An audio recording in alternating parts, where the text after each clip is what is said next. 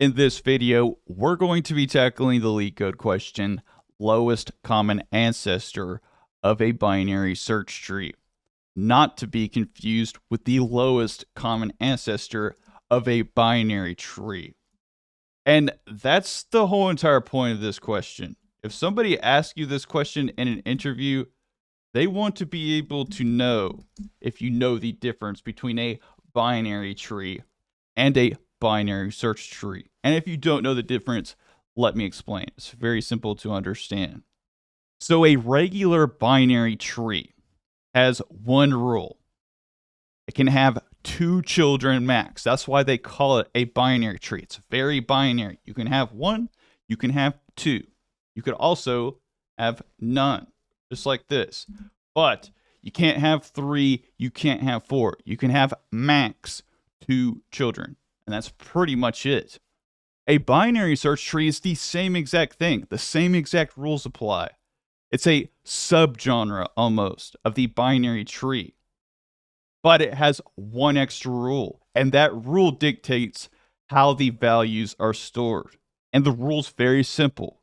To the left, all of the values must be smaller. And to the right, all of the values must be bigger.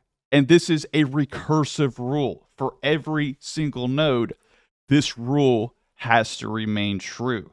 And that's pretty much it. But what exactly is an LCA? What is a lowest common ancestor? Lowest common ancestor, once again, very simple concept to understand. LeetCode is going to give you 2 nodes. And your job is to find the lowest common ancestor of these 2 nodes. Let's say that they throw us a softball today. They give us an easy example. They give us these nodes right here. They give us 1 and 4. The lowest common ancestor would be 3. And the lowest common ancestor is the lowest part of the tree where the 2 ancestors meet. 5 is also technically an ancestor, but it's not the lowest. That's the reason they call it the lowest common ancestor. But how are we going to translate this into code? Look at it like this. Because it's a binary search tree, it's going to make the problem way easier compared to a regular binary tree. And that's because the binary search order is going to make it so that we don't have to actually do a traversal. We don't have to visit every single node. The only thing that we have to check is if both nodes are less or if both nodes are greater. If both nodes are less, we're going to go down the left side of the tree. And if both nodes are greater, we're going to go down the right side.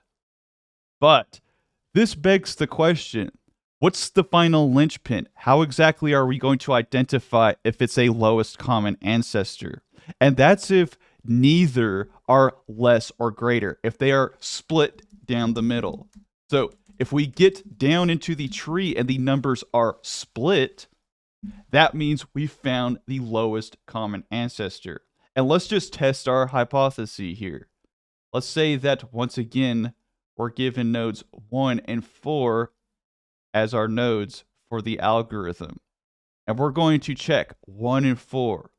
Are both nodes less than 5 or are both nodes greater than 5? They're both less. And we're going to traverse down the tree, which I'll show you how to do here in a second. It's very easy. Then we're going to check again. Are both nodes less or are both nodes greater? It's neither. They're split.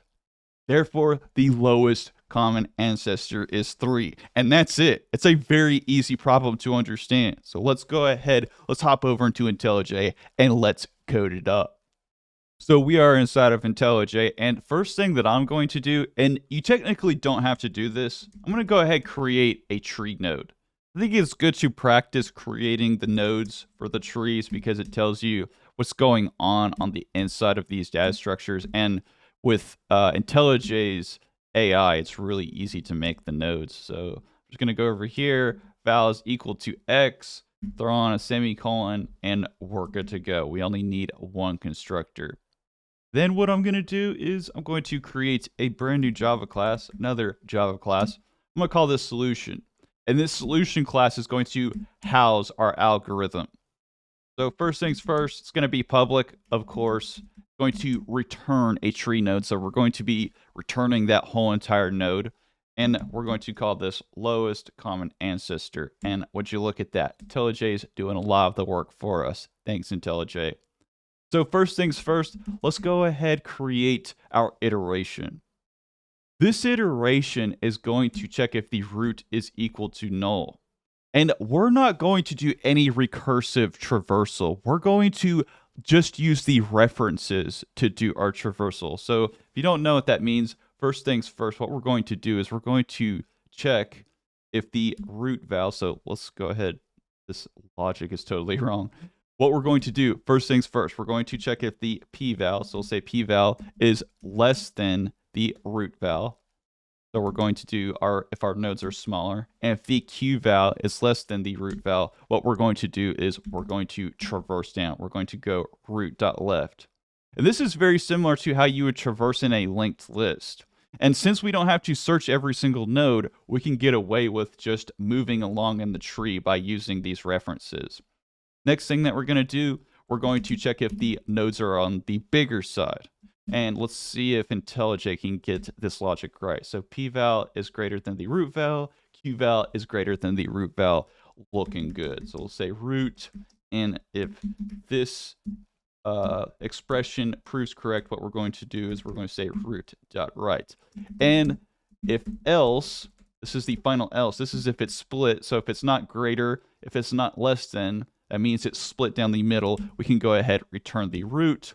Also, we can return null down here if you want to. And I think we still have to do this. Yeah, we still have to return something. Otherwise, it's going to give us a squiggly line. So we're going to have to return null down here, which this should never run unless LeetCode gives you a binary, just a regular binary tree, which they shouldn't, because that would be kind of fucked up. Anyways, so let's go ahead. I'm going to bring over LeetCode. I'm going to go ahead and toss this into here. If LeetCode will let me bring, oh, I'm still in full screen mode. So I'm going to get out of full screen. I'm going to bring this over.